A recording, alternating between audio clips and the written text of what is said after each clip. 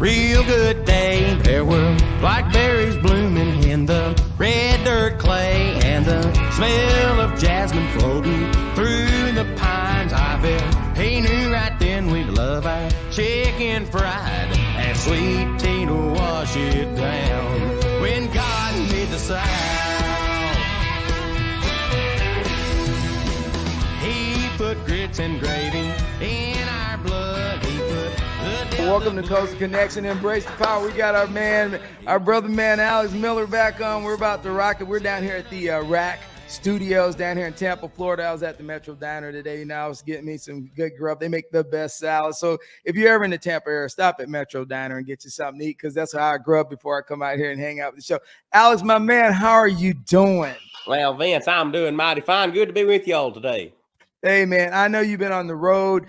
I know you've been. So, hey, tell me, man, how's it been on the road, man? Because I know you get tired, so I know you're rolling, man. Because I looked at your schedule, I was like, this man is a beast. Yeah, I haven't seen home for a couple of days, but I've been home long enough to know it's still here. But, we've been all over the country. We was in Atlanta not too long ago, and we're back in Kentucky doing some shows, and it's just nice to see these walls around me. I'll put it that way. So let me ask you, since you've kind of started this whirlwind tour, what's it feeling like with the, having to do the hotel thing now, and kind of like, we talked earlier before you really got really embracing into this, and now you've been in it a year almost. Right. And I mean, at 100 miles an hour, how are you managing your schedule and how are you managing your health? Because, they're two things, but they come the same in the same package at a point. Oh, yeah. Well, I'll tell you, the chiropractor has become my friend. I go to the chiropractor just about every month. He pops my back. I swear I grow 2 inches every time I go to the chiropractor. And he helps me so much. And also, I use a Google Calendar and a reminder, and that's the only way I know how I'm doing. Sometimes I even have to look at my own website to figure out where I'm heading. Mike, you got anything? Man, that chiropractor must feel good. Yeah, he gets a lot of business just because of me. I send everybody to him. He's a good one. In Danville, Kentucky. Damn. That's good, man. I mean, at least from the last time, so everybody doesn't know, you were here last time a few months ago. Yeah. Okay, he was medium. Now he's growing, everybody. That's right. All right, so just a heads up. Yeah. Hey, I'm back, man. I'm back. Hey, Alex, I was going to ask you this, is that I know you were working on, and I know it's a sneak question, but, I'm wearing my holistic soldier hat for about veterans. So, hey, man, so tell me, man, I'm really touched. I heard you were working on some different things with veterans and making some organizational moves. So what you got going on, brother? I'll tell you, I've been working with an organization called Helping a Hero, and I was actually I was kind of close to y'all. I was in West Palm Beach here earlier this week. And you could have called, man. I didn't give you my phone number, man. You down in Florida? Would you please let me call me? Had a blast for sure. I'd never been down to West Palm. I've been to Tampa and been to a few different places, but man, I liked it there. It was real nice, real nice way to live, I guess. I don't believe I'm quite there yet, but no, you good. It was really, really neat. And what I've been doing is I've been working with an organization called Helping a Hero, and I've been working with them for about a year now, doing little things. And it started, I did a little thing down in Huntsville, Alabama. It was a Lee Greenwood tribute concert. And this organization is one that he backs. And so whenever I was down there, they did a little interview with me, and they seemed to really like me. And they wanted me to come down to Huntsville again because they were dedicating a house to some veteran that lost a limb over in, I think it was Iraq it was. All right. So is it one of the, excuse me, I didn't mean to cut you off. So is it one of the times where they modify the house so the veteran can have easier access? Yes, sir. And that's what this organization does. That's what they are very focused on, and they do a great job. They really do. They build these homes, these guys specs, and they move in just a couple months.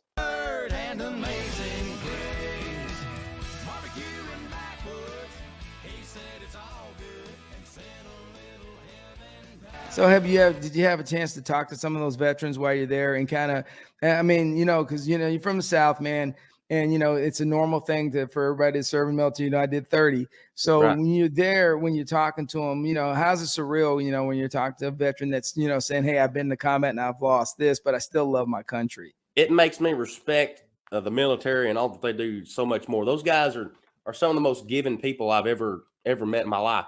They'll get a house and they'll say, well, I know a guy that needs this twice as much as I do. And, that's just unbelievable. I mean, these guys deserve these things more than anybody else in the country, and this organization's doing that and giving it to those guys that really do need it. And these veterans are they're unbelievable. If you see a vet out there, I know you all do, but your listeners out there, if you see a vet, go up and thank them, because you just really don't realize how much that they really do for us. Oh yeah, so going forward, in your career, I really hope you use your platform as you're doing right now, and to promote it. As you get bigger and bigger, just it's always the kind voice, because my dad was a Vietnam vet, so we all know what happened with those guys. Oh, yeah, and the same thing actually happened with the World War I vets, because Hoover cut their pensions off, but they all became homeless. yeah. So as I look at the history of these people that serve our country. Now we always have to pay it forward. And talking about paying it forward, it's the holiday season, man. So what are you doing for Christmas? Well, I tell you what I'm doing. I'm going to take it easy. I'm going to nap. I'm going to lay around the house a little bit. And I've already got all of my gifts together. I got everything together about November, December, somewhere in there, earlier December. And I try to get everything wrapped and taken care of for this holiday season way early. All right. So with that being said, we are going to go in. Hey, Alex, could you start us off with a Christmas song, man? Well, yes, sir. This is one that I recorded in August, because that's the only time you can record Christmas songs is in August. That's what I've been told. It's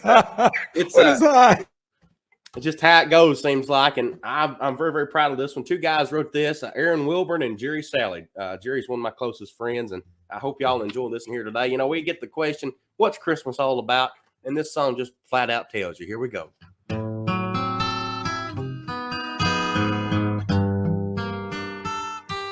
Well, I've shopped at every store in town to fill my Christmas list.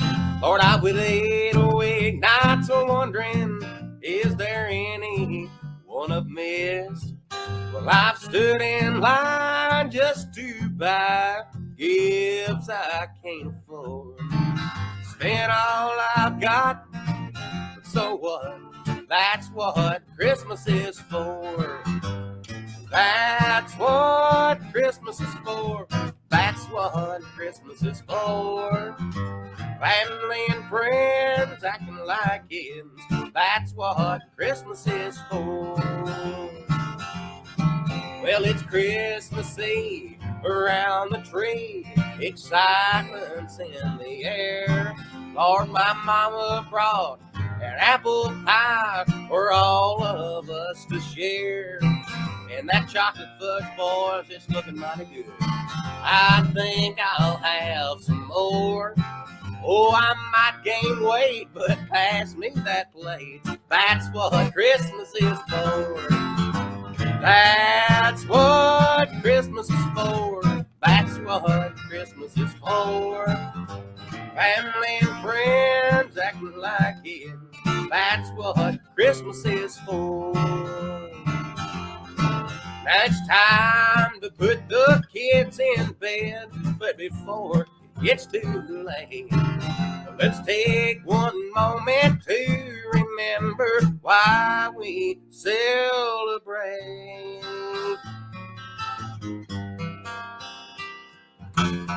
Well, that's what Christmas is for. That's what Christmas is for. Family and friends acting like kids.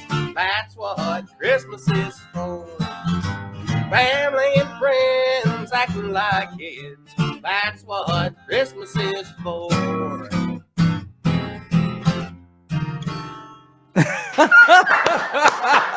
Yeah, man, you be breaking that down, man. You be breaking it down, man. Alex, I love it. I love it, man. I had to throw them $50 chords in that song there. You gotta get your money's worth. That's right, man. But you have that old flavor, man. And sad thing about it is you don't hear that vibrant old swing and music anymore. And I think it's an art. And I'm glad you're bringing it back. Some people are like, oh, I don't get it. You don't get it because it's all about the vibe. If you don't hear it, right. You don't ever get it. So that's what I like to think about it. That's why I do so much of it. So so during Christmas, you're going to take a break. So when you start the new year, where are you kicking off the new year at, man? So New Year, we got a lot of in January, buddy. I won't be home at all. My dad's so happy he don't know what to do. But I'm going to be doing a lot of showcase shows, and I've been working with a group called the Variety Talent, and they've been doing a lot of bookings for me, and they're wanting me to come to these trade shows, I guess, and people want to meet me, so they booked me to a bunch of them. All right. So when you talk about trade shows, are there like just different shows that go along and you go in and sing? So I'm definitely, I told you guys, I'm going to definitely send a note over to one of my dear friends and see if they've started up the college circuit again and see if we can get you on, because then you would thrive at Statesboro, Georgia. Then I think I'd be their kind of country. I do believe. Hey, the borough. You definitely The go borough. to the borough. Oh, absolutely. Hey, so what's the weather like up where you're at? Because hey, man, we were like, shoot, we finally had some cold weather today. Everybody, it hit like 60. And everybody was looking for parkas. Yeah, we're freezing to death up here. I mean, I had to throw. I've got leather on. If that makes any sense. I mean, I'm freezing to death. It's where you go outside, an icicle hanging from your nose. But All right, because you're in Tennessee or Kentucky. I'm in Kentucky, so we're a little farther north. We're up towards that Ohio stuff. When you get up towards Ohio, buddy, it gets frigid. So I've been putting the clothes on for the last couple of days. Hey, so let me ask you this: is it snowing yet? No, we've had a few flakes and flurries, but nothing really sticking yet. But we've had enough that it's made us a little scared, you know. Yeah. So here's the deal.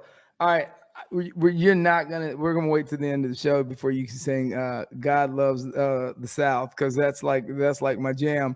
So I'm gonna leave it this time around. I'm not gonna pick any songs but that one at the end, because I love that song.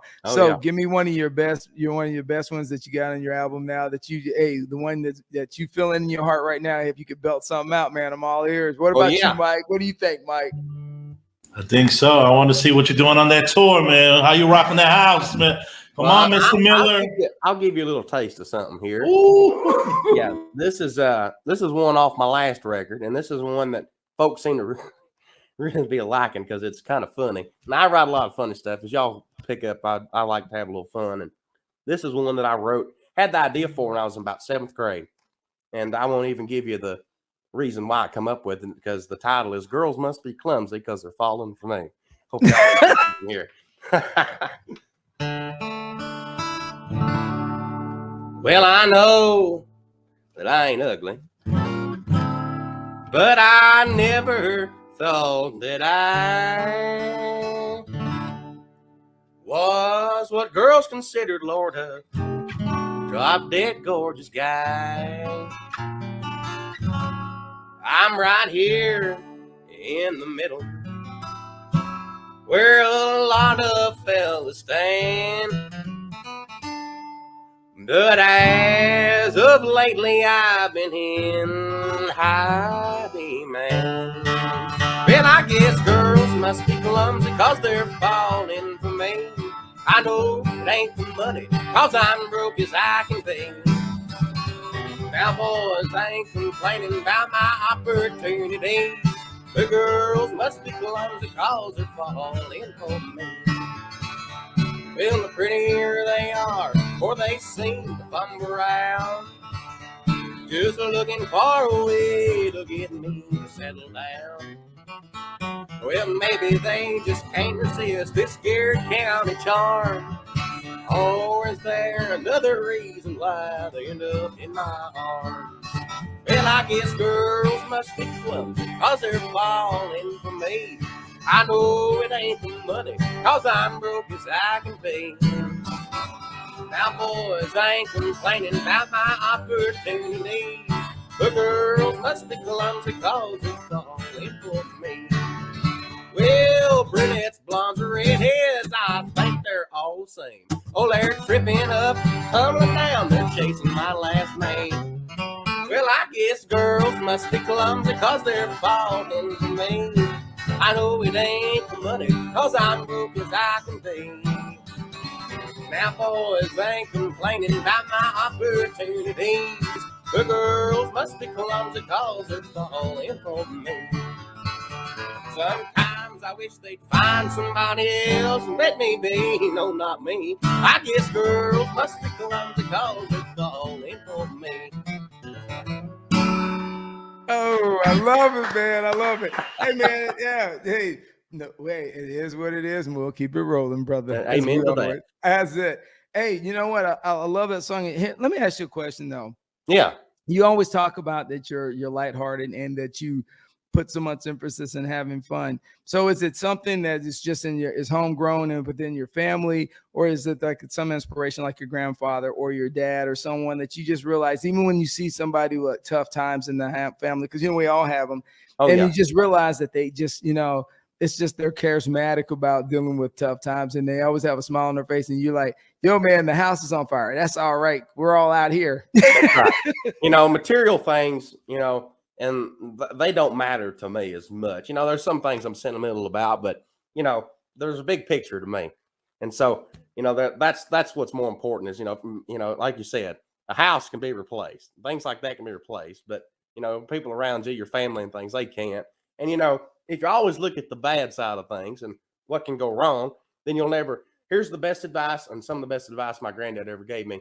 He said, if you're always worried about something, you'll never accomplish anything because you'll worry so much that you won't do anything.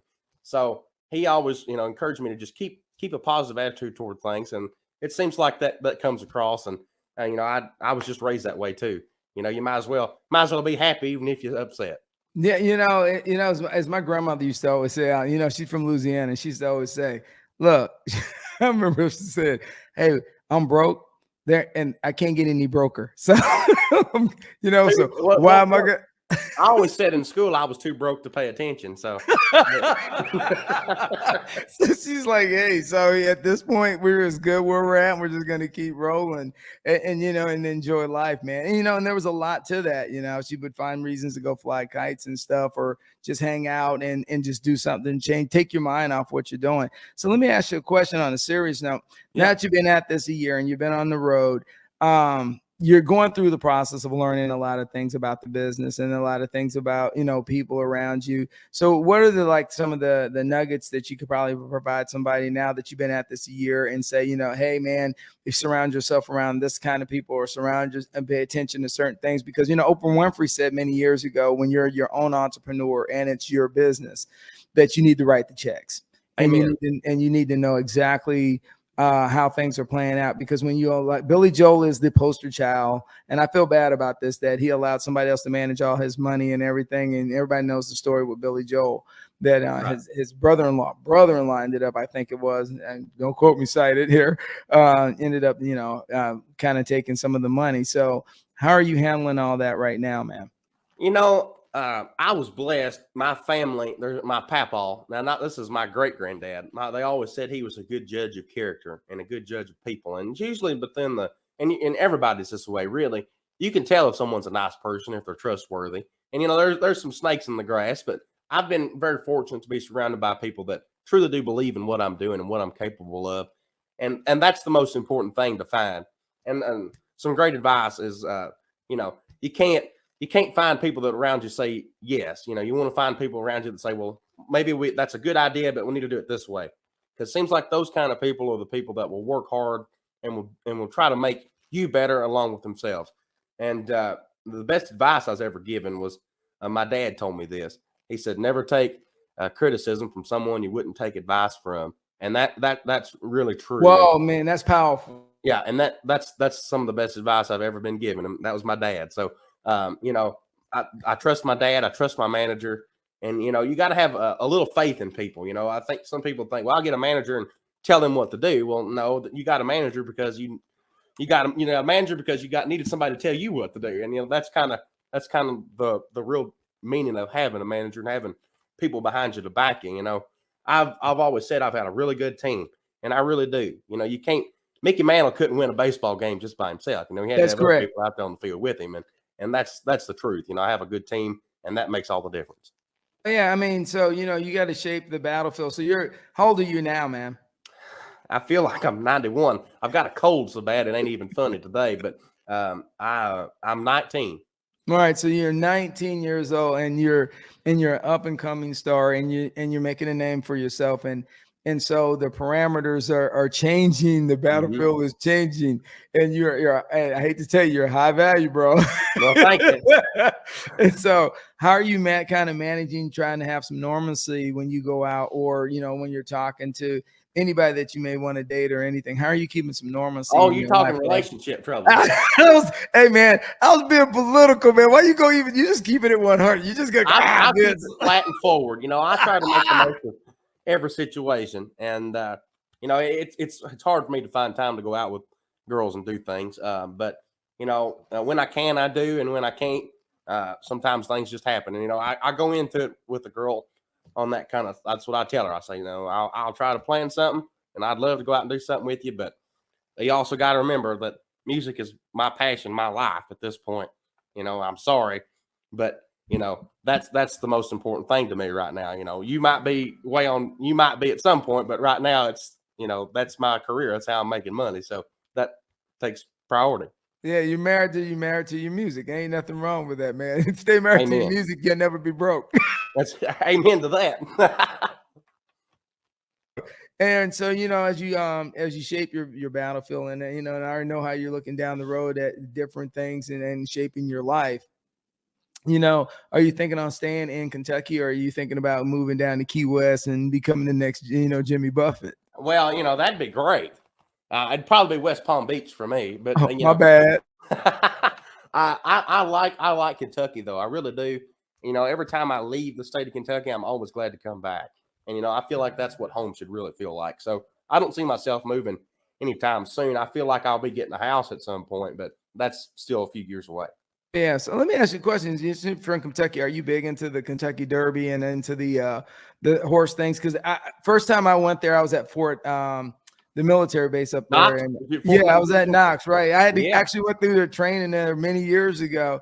And I just happened to be there during I got a question Derby. for you. Yeah, go ahead. Is there any gold left in Fort Knox? Because we all are curious. Yes, there's gold there. That's why all them guys at that gate are still there. There's something in there.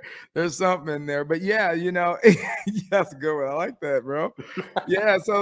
So the thing is, are you big into it? Because I was blown away about the amount of energy that's put into the Kentucky Derby and how people take it so serious. Dude, I've never seen, it's like the pageantry when they say it on TV. It's not people, unless you really see and experience the culture, you don't get it. Yeah, it's unbelievable. Sure. You know what's interesting about the Kentucky Derby? As a Kentuckian, I've never been to the Derby. It's more people from out of state that come, but really? You know, I've been to Keeneland. You know, Keeneland is more popular with Kentucky people as opposed to the Derby because the Derby is so much to go and this, that, and the other. Oh, now, there is a lot of people that do go, and you know, I'd love to go at some point, but I enjoy Keeneland, which is in Lexington, and it's closer to the house for me too. Okay, yeah, and you know, I honestly tell you, man, that you know, those are little things that make the culture really good where you live. You know? Oh yeah, for sure. Yeah. Absolutely. And so with that being said, drum roll, please, Mike. Hey, I want to hear you exclusive. Hey, I want to hear your single, man. God made the South, and let's rock it out, brother. I sure will. Let's put a little rock in the roll here. 1, 2, 3, 4.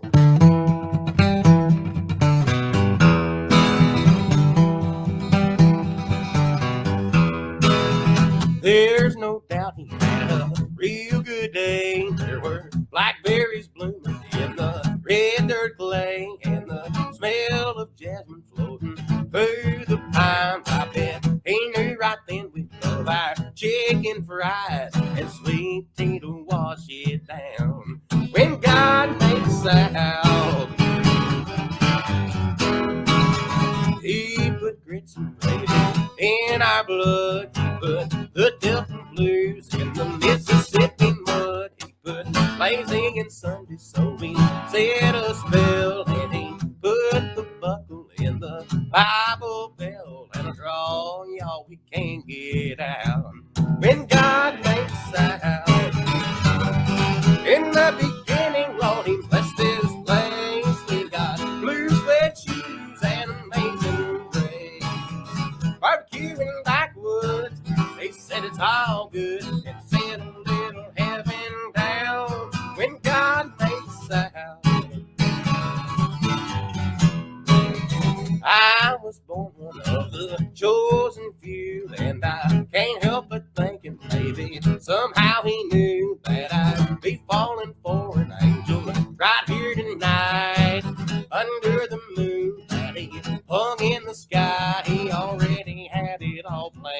South. When God made the South.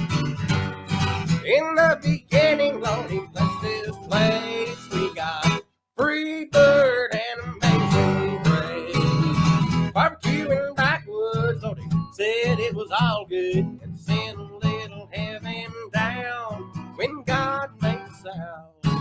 Now, guys, I'm gonna need your help here. All right, here we go. I'm gonna say amen, and I need y'all to say amen back to me. All right? All right. Ready? Here we go.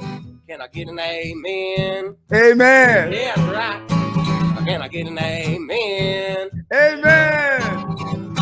Can I get an amen for the armadillos and the magnolias? Amen. How many times Charlie done told us? I'm another devil when he went down to Georgia.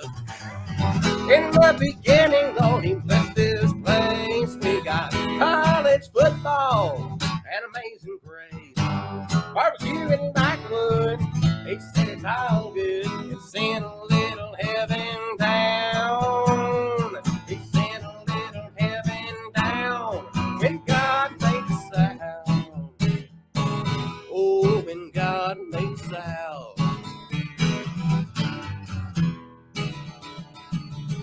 Alex Miller here on Coastal Connection and rocking it out exclusive. God made the South.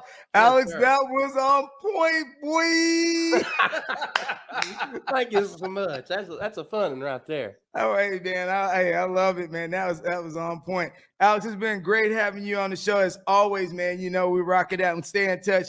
Definitely, man. I can't believe you come down to Florida. Mike, you believe this? You can't ever believe it. Let us know, man. I need to let y'all know. That's my bad. I'll have to get with y'all on that next time around. Hey, man, I'm gonna have to cancel you on my social media. You know, I'm just joking. You know, hey, man, ain't nothing but love. That would never happen. No. You know, these teenagers today, you're never gonna get canceled. Not in my world, man, because you are the man and you're on point. And Alex, appreciate it. If you got anything out there left before we get off here, man, you want to say? I want to say Merry Christmas to you.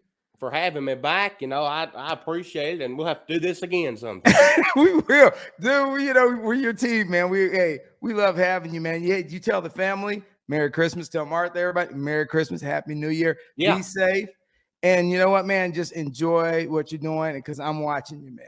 Well, thank you, Vince, and I appreciate you and Mike both, and it's always a pleasure to get on here and talk with y'all. Y'all are the most fun interviews I have, truthfully. That's what's up. Alex Miller, everyone. Alex Miller. And with that being said, as me and Mike always say, keep it rolling. When God made the South. In the beginning, He blessed this place. We got blue suede shoes and amazing grace. Barbecue in backwoods. He said it's all good.